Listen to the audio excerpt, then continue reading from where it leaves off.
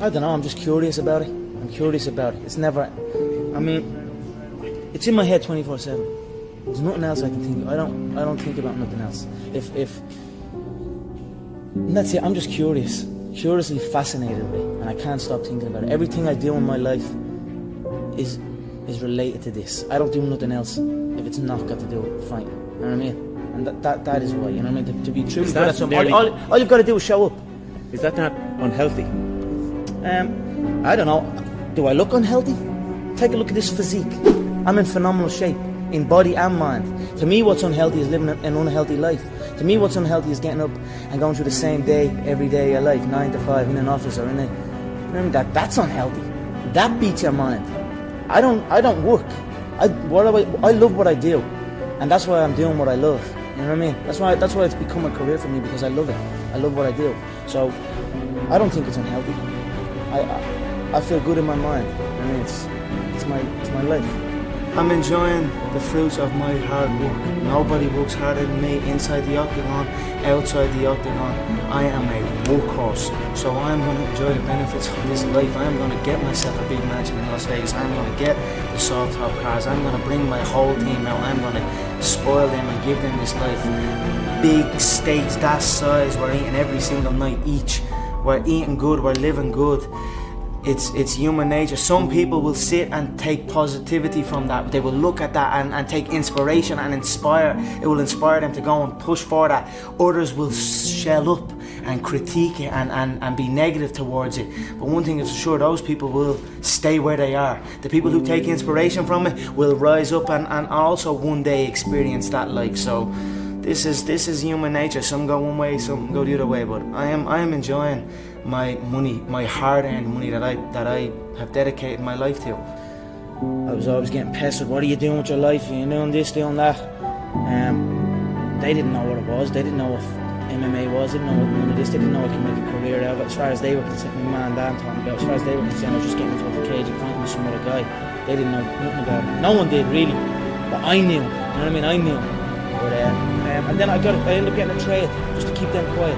So I used to have a lot of fights with Dan. What trade did you get? I ended up getting a trade as a plumber.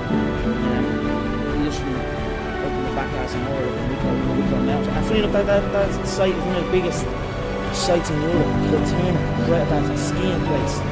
Huge, and now it's just abandoned. Now it's just deserted. So I used to go up there 6 o'clock, 5 o'clock in the morning. I was on that M50. I used to have to walk to the M4.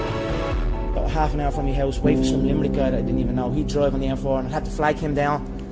Nightmare, yeah. 2 hours down on the M50, 2 hours back. Literally 14-hour days, and I was the first year, so I had to go and do everything. I had to go to the shop. I had to go and get this and get that. So I always had trouble with that, and I was like, this isn't for me.